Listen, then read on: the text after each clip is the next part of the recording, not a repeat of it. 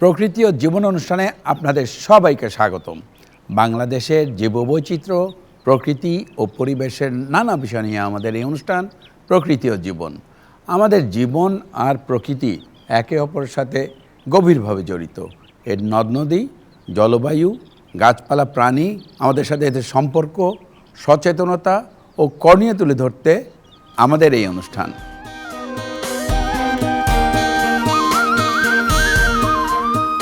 বাংলাদেশের জাতীয় কবি কাজী নজরুল ইসলামের সাহিত্যে প্রকৃতি এক জীবন্ত অনুষঙ্গ।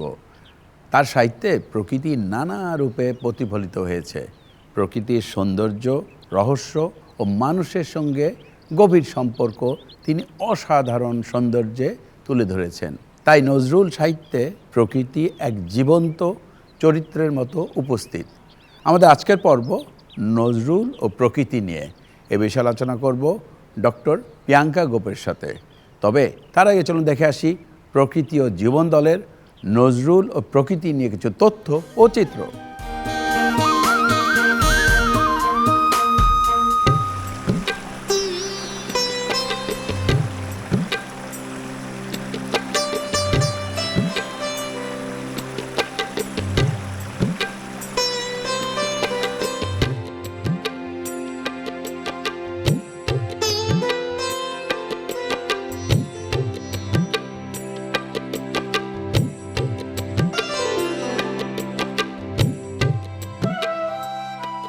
অপরূপ প্রাকৃতিক সৌন্দর্যের দেশ হিসেবে বাংলাদেশের খ্যাতি বিশ্বজুড়ে।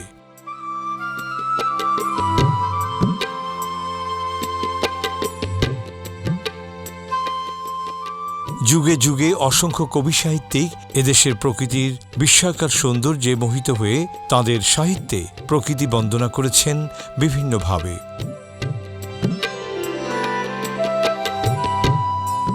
তাদের লেখনীতে রূপসী বাংলার প্রকৃতির বিভিন্ন বিষয় উঠে এসেছে বৈচিত্র্যময় উপমা হয়ে।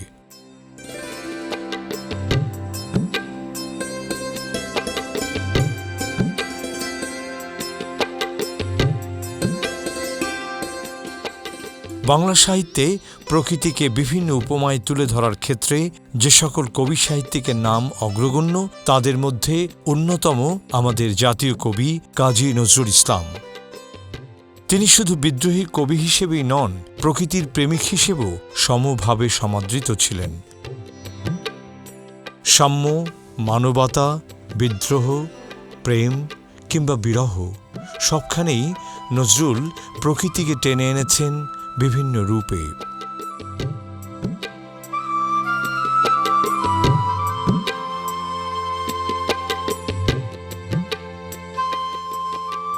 তাই তো নজরুল সাহিত্যে অসংখ্যবার প্রকৃতির বিভিন্ন উপাদান জোরালোভাবে উঠে এসেছে। প্রকৃতির নানা অনুষঙ্গ দিয়েই তিনি মানব মনের চিরন্তন রূপ ও অনুভূতি প্রকাশ করেছেন। তৎকালীন অবিভক্ত বাংলার বর্ধমান জেলায় জন্মগ্রহণ করলেও জীবন ও জীবিকার কঠিন বাস্তবতার কারণে নজরুলকে যেতে হয়েছে বিভিন্ন স্থানে। গ্রাম বাংলার প্রকৃতি দেখেই নজরুলের বেড়ে ওঠা। ছোটবেলা থেকেই তাঁর কাব্য প্রতিভা ছিল অসাধারণ। বয়স বাড়ার সাথে সাথে সেই প্রতিভার প্রস্ফুটন ঘটতে থাকে দ্রুত। মাত্র ২৩ বছর বয়সে অগ্নিবীণার মতো কাব্যগ্রন্থ প্রকাশ সেই প্রতিভারই পরিচয় দেয়। তাঁর গল্প, কবিতা, গান, গীতিনাট্য, উপন্যাসে প্রকৃতি যেন সজীব হয়ে উঠেছে।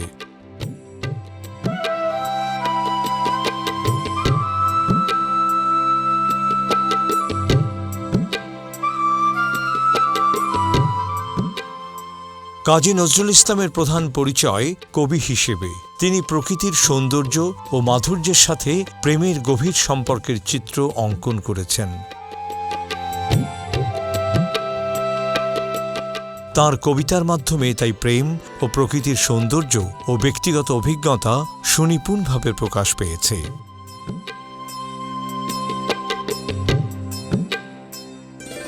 তিনি ফুল ভালোবাসতেন। তাঁর কবিতায়, গানে ও অন্যান্য সাহিত্যে তাই বিভিন্ন ফুলের নাম এসেছে কখনো উপমায়, কখনো প্রকৃতির বর্ণনায়, নারীর সাজসজ্জার উপাদান হিসেবে।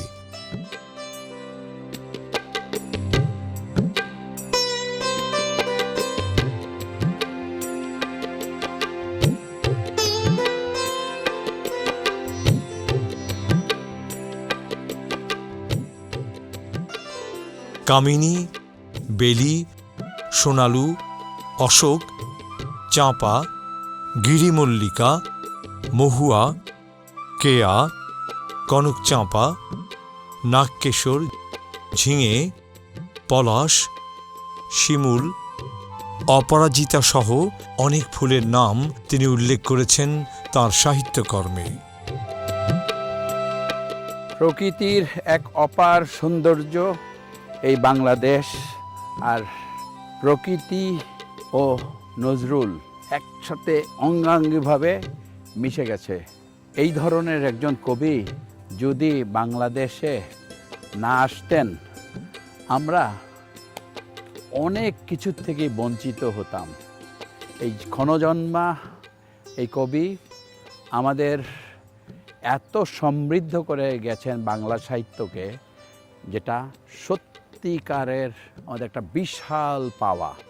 নজরুলের সাহিত্যে, নজরুলের কবিতায়, নজরুলের নাটক এবং নানা ধরনের ওনার যে লেখনী, তার মাধ্যমে উনি বাংলার প্রকৃতির জানা অজানা অনেক কিছুই আমাদের সামনে তুলে ধরেছেন, যা সত্যি আমরা যেভাবে দেখার কথা কিংবা জানার কথা সেইভাবে কিন্তু দেখেননি উনি বেল ফুলকে উনি আহ্বান করেছেন বকুল ফুলের বদলে। এই যে নানা ফুলের কথা বলেছেন, এই যে নানা ধরনের আনুষঙ্গ, নানা ধরনের জিনিস ওনার লেখনীতে তুলে ধরেছেন, সেটা সত্যি আমাদের এত সমৃদ্ধ করেছে বাংলা সাহিত্যকে, এটা সত্যি অভাবনীয়। আরেকটি ব্যাপার, উনি কিভাবে বুঝলেন যে জলবায়ুর এই পরিবর্তন হবে এবং জলবায়ুর এই পরিবর্তনের কারণে আমরা নানা সমস্যার সম্মুখীন হব, সেটাও কিন্তু উনি বলেছেন সে 100 বছর আগে। নজরুল যে প্রকৃতিকে দেখেছেন তার ছোটবেলায় কিংবা তার সময়ে, সেই প্রকৃতি আমরা কতটুকু ধরে রাখতে পেরেছি। এই প্রকৃতিকে যদি সত্যিকারের ভালো রাখতে হয়, তাহলে নজরুলের কথা ভাবতে হবে, নজরুলের মেসেজগুলো নিয়ে আমাদের চিন্তা করতে হবে এবং এ নিয়ে কাজ করতে হবে। তাহলেই বাংলাদেশটা ভালো থাকবে এবং আমরা ভালো থাকব।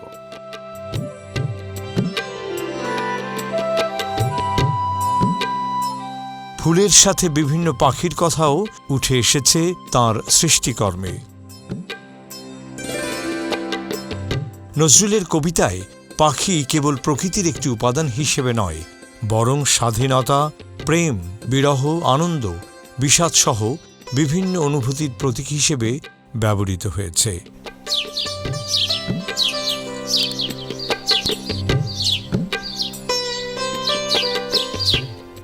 পাখির মাধ্যমে তিনি প্রকৃতির সাথে মানুষের সম্পর্ককে ফুটিয়ে তুলেছেন।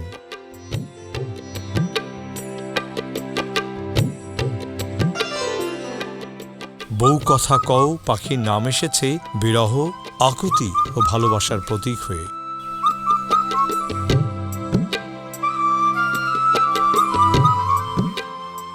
চড়ুই পাখির ছানা কবিতায় ছোট্ট চড়ুই পাখির ছানার মাধ্যমে প্রকৃতির প্রতি মমতা ও ভালোবাসার প্রকাশ ঘটিয়েছেন।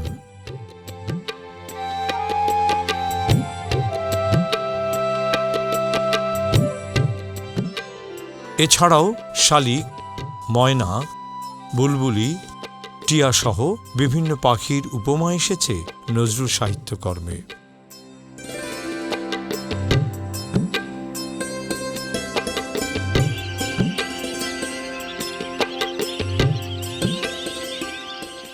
শুধু ফুল পাখি নয়, কাজী নজরুল ইসলাম নিজেকে প্রকৃতির সমস্ত কিছুর মাঝে নিবিষ্ট করেছিলেন।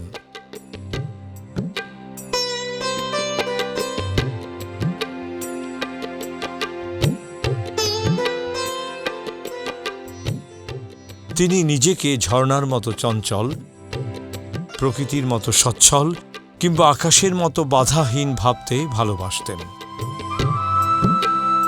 বাংলাদেশের ষড়ঋতুর বর্ণনাও উঠে এসেছে নজরুল সাহিত্যে।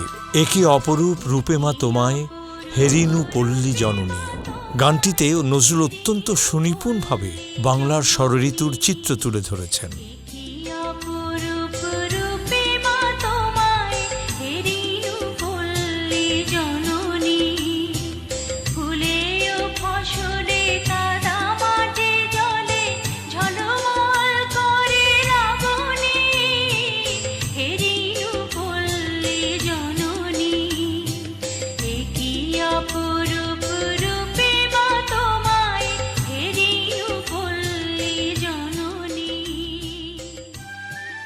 নজরুল এ গানে 12 মাসের আঙ্গিকে বৈশাখ, বর্ষা, শরৎ, অঘ্রাণ, শীত ও ফাল্গুনে বাংলার রূপ বৈচিত্র্য ফুটিয়ে তুলেছেন। নজরুলের কবিতায় বর্ষা ও বসন্তকাল বিশেষ স্থান করে নিয়েছে। তিনি প্রকৃতির এই পরিবর্তনগুলোকে মানুষের আবেগ, অনুভূতি ও জীবনের সাথে সম্পর্কিত করতে চেয়েছেন। বসন্তকে তিনি দেখেছেন নতুন জীবনের প্রতীক হিসেবে, গ্রীষ্মের খরতাপকে দুঃখ কষ্টের প্রতীক হিসেবে উপস্থাপিত করেছেন, যা তার প্রকৃতির প্রতি মমত্ববোধের পরিচয় বহন করে। কাজী নজরুল ইসলাম প্রকৃতির বিভিন্ন রূপ, এমনকি প্রাকৃতিক দুর্যোগকেও তাঁর রচনায় গুরুত্ব দিয়েছেন।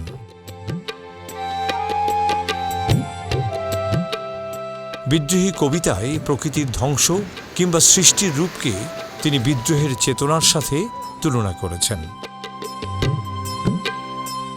মানব জীবনের গভীর অর্থ নজরুল খুঁজে পেয়েছিলেন প্রকৃতির মাঝেই।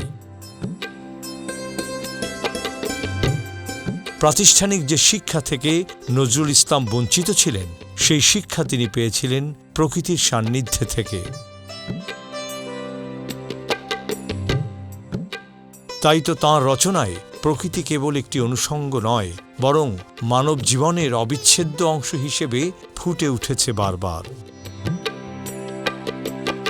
প্রকৃতির সাথে মানুষের সম্পর্ককে তিনি গভীরভাবে অনুধাবন করেছিলেন বলেই তাঁর অমর সৃষ্টিগুলো আজও আমাদের হৃদয় স্পর্শ করে।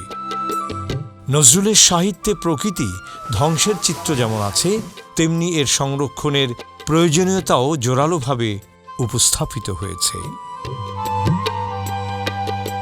আমাদের জাতীয় কবি কাজী নজরুল ইসলাম প্রকৃতির প্রতি দায়িত্বশীল হওয়ার যে আহ্বান জানিয়েছেন, আমাদের সেই আহ্বানে সাড়া দিয়ে প্রকৃতি সংরক্ষণে এগিয়ে আসতে হবে। তবেই নিশ্চিত হবে ভবিষ্যৎ প্রজন্মের জন্য সুন্দর বাসযোগ্য পৃথিবী।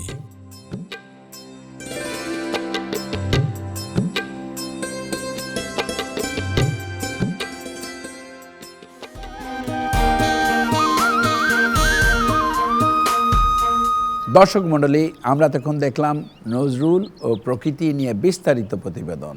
এবার কথা বলবো আমাদের আজকের অতিথি ডক্টর প্রিয়াঙ্কা গোপের সাথে। কেমন আছেন? খুব ভালো আছি। বহু বছর ধরে তো সঙ্গীত চর্চা করছেন, নজরুল নিয়ে অনেক কাজ করেছেন। আমাদের কাজী নজরুল ইসলামের কবিতা ও গানে প্রকৃতি কিভাবে প্রতিফলিত হয়েছে, এটা নিয়ে একটু বলবেন আমাদের। কাজী নজরুল ইসলাম আসলে মহামানব। তার সৃষ্টির পরিসর এত বেশি, এত বড়, এবং সেখানে প্রকৃতিকে উনি এমন সুন্দরভাবে উপস্থাপন করেছেন, এর নিয়ে আসলে আরও বিস্তর গবেষণা হওয়া প্রয়োজন। এবং প্রকৃতি ও জীবনের এই যে শুধু কাজী নজরুল ইসলামের প্রকৃতিকে কিভাবে ওনার সৃষ্টির মধ্যে নিয়ে এসেছেন, এটা নিয়ে আজকে একটা আলোচনার প্রয়াস করেছে, এর জন্য ভীষণ ভালো লাগছে। এবং আমার মনে হয় যে আমার যতটুকু জ্ঞান, আমি যতটুকু জানি, তার মধ্যে থেকেও চেষ্টা করব ছুঁয়ে যেতে যেতে যে উনি প্রকৃতির এলিমেন্টসগুলোকে কি করে তার গানে, তার কবিতায়, সাহিত্যে নিয়ে এসেছেন। আচ্ছা, নজরুলের অন্যান্য সাহিত্যে বাংলার প্রাকৃতিক সৌন্দর্য কিভাবে ফুটে উঠেছে? নজরুলের সাহিত্য, এর মধ্যে আমরা বলতে পারি যেমন কুহেলি, তারপর শিউলিমালা গল্পের মধ্যে উঠে এসছে বাংলার গ্রাম, অর্থাৎ খুব যত্নে বেড়ে ওঠা বা গড়ে ওঠা নয় সেই সবুজ প্রকৃতি, সেটা খুব সুন্দরভাবে উনি কিন্তু গল্পগুলিতে তুলে এনেছেন। এবং অন্যান্য দিক যদি বলি, যেমন গানের ক্ষেত্রে বা কবিতার ক্ষেত্রে প্রকৃতির কোমল এবং রুদ্ররূপ দুটোই তিনি কিন্তু নিয়ে এসেছেন। কোমল রূপের মধ্যে যেমন প্রকৃতির সঙ্গে একটা প্রেমের সম্পর্ক উনি নিয়ে এসেছেন, বিরহের সম্পর্ক নিয়ে এসেছেন। আমরা যদি বলি এরকম সবুজ শোভার ঢেউ খেলে যায়, এখন হেমন্তকাল চলে এসছে, অসাধারণ সুন্দর গানের কথা, আমন ধান, সমস্ত কিছু কিন্তু নিয়ে এসেছেন। বাংলার প্রকৃতিকে এত চমৎকারভাবে উপস্থাপন করা, এবং সেটা ঋতুভিত্তিক, তো চমৎকার, আসলে বলার কোনো অপেক্ষা রাখে না। এবং অপরদিকে যেটা রুদ্র রূপ বলছি, সেখানে উনি বেশিরভাগ ক্ষেত্রে দেখা গেল যে কালবৈশাখী কিংবা ঝড় ঝঞ্ঝা এই বিষয়গুলোকে নিয়ে এসছেন মানুষের বিদ্রোহ রূপকে ফুটিয়ে তোলার জন্য। এবং বিদ্রোহী কবিতার ভেতরে ভেতরে এই ব্যাপারগুলো চলে আসছে, গানের মধ্যেও নিয়ে আসছে। হ্যাঁ, তোরা সব জয়ধ্বনি কর, আসলে এবার অনাগত প্রলয়ে, হ্যাঁ, এই যে কথাগুলো নিয়ে আসছে, এভাবে করেই মানুষের মানসিক অবস্থার সঙ্গে প্রকৃতিকে কিভাবে জড়িয়ে নেওয়া যায়, এটা খুবই চমৎকারভাবে ফুটিয়ে তুলেছেন। প্রকৃতির রূপ ও শক্তিকে নজরুল কিভাবে মানুষের স্বাধীনতা ও বিদ্রোহের প্রতীকে পরিণত করতে পেরেছেন? যখন সুন্দর একটা হাওয়া বয় চারিদিকে, যদি আমরা বলি যে পূবালি পবনে বাঁশি, একটু গেয়ে শোনাই। পূবালি পবনে বাঁশি বাজে রোহি রোহি, এই যে পূবালি পবন অর্থাৎ পূব হাওয়া, এটা কখন বয়? বর্ষা আসার আগে আগে কিন্তু পূব হাওয়ার বয়, অর্থাৎ বর্ষা আসার শুরুতে মনের ভেতরে যে আন্দোলনটা হয়, যে প্রেমটা জাগে, সেটাকে উনি খুব সুন্দরভাবে নিয়ে এসেছেন। আবার দেখা গেল বসন্তের সময় উনি কি বলছেন, মধুকর মঞ্জির বাজে বাজে গুনগুন গুঞ্জরণে, এই যে মৃদুল মধুর, এই যে ছোট ছোট ওই সময় মৃদুল মধুর হাওয়া, চারিদিকে ফুল, হ্যাঁ, বসন্ত, এই শব্দগুলোকে এত সুন্দরভাবে ইন্ট্রোডিউস করেছেন। এবং সেটাই দেখা গেল প্রকৃতির রূপের সঙ্গে মানুষের মনের ভেতরের শক্তি, সেটি ভালোবাসার শক্তি হতে পারে, সেটি বিরহের একটা ভাব হতে পারে, আবার এমনও হতে পারে যে একেবারেই প্রকৃতির সঙ্গে মিশে আছে, একজন প্রকৃতি প্রেমিক হিসেবে আমি কিভাবে দেখছি, সেই ব্যাপারগুলো আসছে। আর তো ঝড়ঝার সঙ্গে উনি নিয়ে আসছেন, যেমন এটা যদি বলি আমরা একটা গ্রীষ্মের গান, গগনে সঘন চমকিছে দামিনী, মেঘ ঘন রস রিমঝিম বরসে, একলা ভবনে বসে বাতায়নে, পথ চাহে বিরোহিণী কামিনী, এই যে কামিনীকে যে এই তান দিয়ে এত বড় করে ঘুরিয়ে নিয়ে আসলো, পথ চাহে বিরোহিণী কামিনী, এটা বলতে উনি কী বোঝাচ্ছেন? সেই গুরু গম্ভীরের সময়টা, মনের ভেতরের অস্থিরতাটা, এবং কোনো কিছুর ক্ষেত্রে বলা যে গগন সঘন চমকিছে দামিনী, মানুষের মনের ভেতরেও যে গম্ভীরতাটা থাকে, সেটাকে উনি এই গানের মাধ্যমে প্রকৃতির এই সুন্দর সুন্দর এলিমেন্টসগুলোকে তিনি বোঝাতে চেয়েছেন। চমৎকার। কাজী নজরুল ইসলামের লেখাগুলো কিভাবে বর্তমানে তরুণ প্রজন্মকে অনুপ্রেরণা দিতে পারে? কাজী নজরুল ইসলাম তো আসলে তারুণ্যের কবি আমরা বলি। কবি যখন নিজের ভেতরে তারুণ্যকে ধারণ করেন, তখন সেই মানুষটা বা কবি তারুণ্যের কবি হয়ে ওঠেন। মানে নো ম্যাটার ওয়াট যে তার বয়স কত হলো, তরুণের উদ্দাম, তরুণের উদ্দীপনা তো আসলে সবসময় একই থাকে। কখনো আপনি দেখবেন না, বা আমরা কখনো দেখি না যে তারুণ্য নিস্তেজ তারুণ্য, এটা হতেই পারে না। আসলে উনি সবসময় যে দুঃশাসনের বিরুদ্ধে কথা বলেন এবং সবসময় নিপীড়িতদের পক্ষে কথা বলেন, সমস্ত কিছুই কিন্তু কাজী নজরুল ইসলামের কবিতায় রয়েছে, বিশেষ করে গানেও রয়েছে, কিন্তু কবিতায় আমরা বিশেষভাবে দেখতে পাই। আমরা বিদ্রোহী দেখতে পাই, আমরা আনন্দময়ীর আগমনে দেখতে পাই, আমরা সাম্যবাদীতে দেখতে পাই, আমরা কুলি মজুর কবিতায় দেখতে পাই। হ্যাঁ, এরকম অসামান্য তার কিছু কবিতা আছে। এবং তারুণ্য মানে কাজী নজরুল ইসলাম, কাজী নজরুল ইসলাম মানেই তারুণ্য, অর্থাৎ আলাদা করে অনুপ্রেরণার কিছু নেই, মানুষটাই আসলে তারুণ্যকে ধারণ করছে। ফলে তরুণ প্রজন্ম কাজী নজরুল ইসলাম ছাড়া মনে হয় না যে তাদের আর কোনো আশ্রয় আছে তাদের কথা বলবার জন্য। বর্তমান পরিবেশ ও জলবায়ু সংকটে নজরুলের সাহিত্যকর্ম থেকে আমরা কি শিক্ষা নিতে পারি? সংকট তো আসলে এখন অনেক বেশি, সময় যাচ্ছে, সংকট, মানুষ বাড়ছে, এবং যখন মানুষ বাড়ে তখন আসলে সংকটও দেখা দিতে থাকে। এবং এই সংকট হয়তো 100 বছর আগে তুলনামূলকভাবে নিশ্চয়ই কমই ছিল, কিন্তু তারপর তারপরেও নজরুল কিন্তু হ্যাঁ অনুধাবন করতে অনুধাবন পেরেছিলেন। করতে পেরেছে, অবশ্যই। উনি ওই সময়টা বসেই কিন্তু তার ভেতরে সেই দৃশ্যমান অবস্থা ছিল যে আসলে কি হতে পারে, কি হতে যাচ্ছে, সেভাবেই ওনার সৃষ্টিগুলো কিন্তু তিনি করেছেন বা লিখেছেন। যেমন ফুলের প্রতি মানুষের মায়া কমে যাওয়া, কেন ভালোবাসা কমে যাচ্ছে। হ্যাঁ, আমরা যদি কোমল ভাবনার কথা বলি, তার নদী সম্পর্কিত যে গানগুলো আছে, পদ্মার ঢেউরে, পদ্মার ঢেউরে মোর শূন্য হৃদয় পদ্ম নিয়ে যা, যারে পদ্মার ঢেউরে।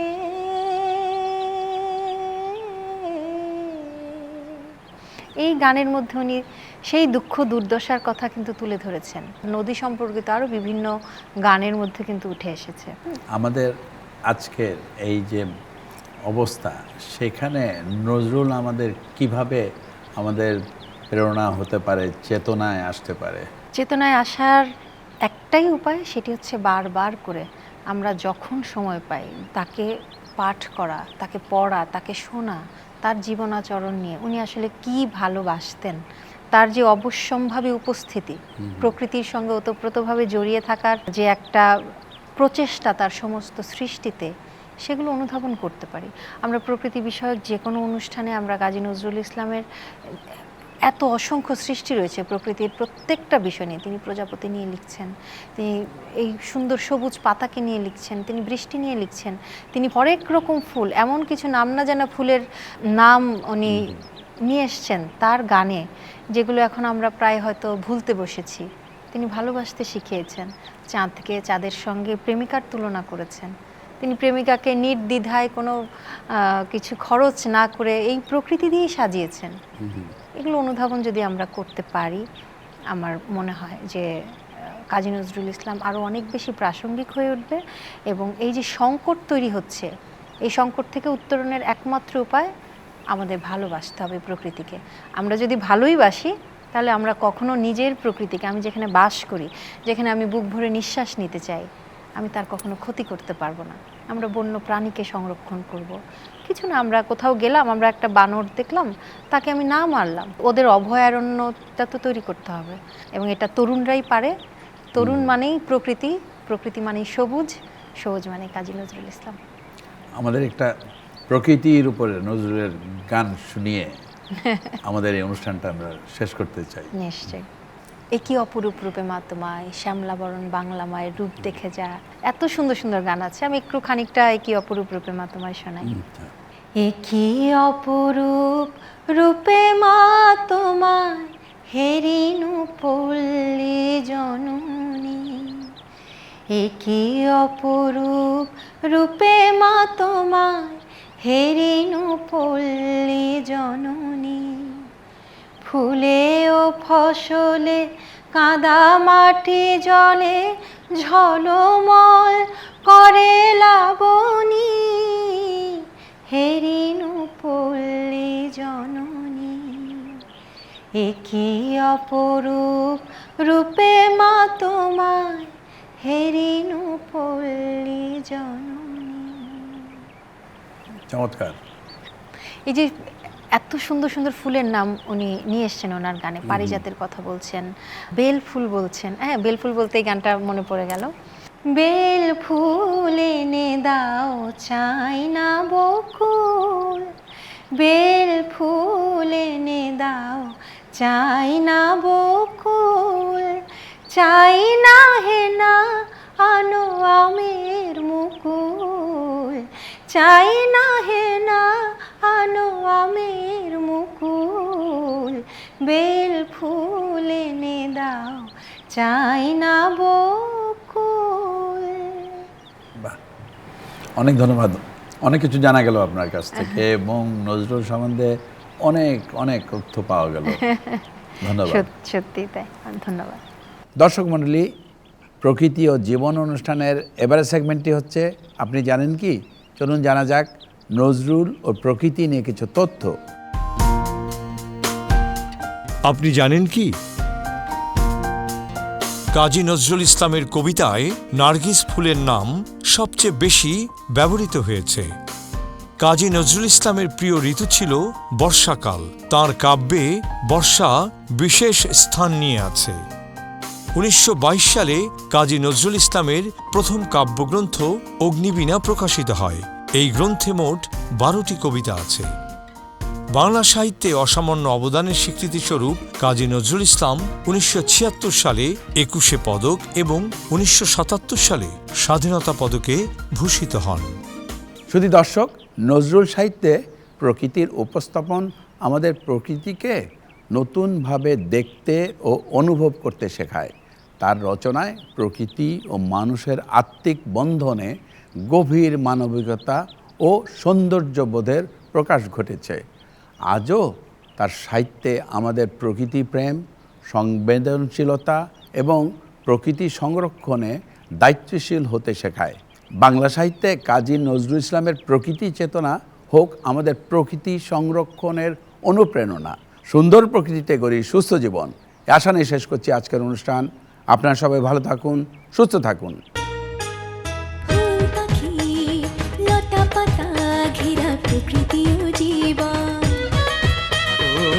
সুন্দর পৃথিবী, মায়াময় প্রকৃতি, বাসবো ভালো সারাক্ষণ। হাতে হাত ধরে শপথ করে সুন্দর সুস্থ পরিবেশ গড়ে।